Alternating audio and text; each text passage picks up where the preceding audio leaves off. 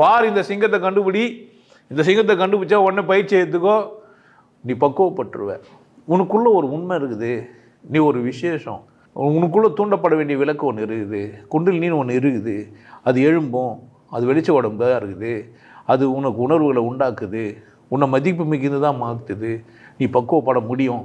உடம்பு ஆல்ரெடி பக்குவப்பட்டுன்னு தானே சொன்னீங்க. மனம் பக்குவப்பட்டால் இந்த உடம்பே வேறவா மாறுது. மனம் பக்குவப்பட்ட உடம்பு, மனம் பக்குவப்படாத உடம்பு. உடம்பு உனக்கு வாய்ப்பு கொடுத்துருக்குது பக்குவப்படுறதுக்கு.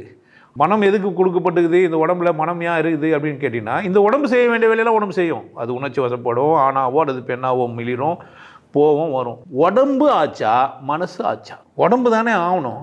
உடம்பு உனக்கு ஒத்துழைக்காத அளவுக்கு ஆனது எது? ஏன் உடம்பு நீ மதிக்கல? உடம்போட ஏன் உனக்கு உடன்பட தெரியல?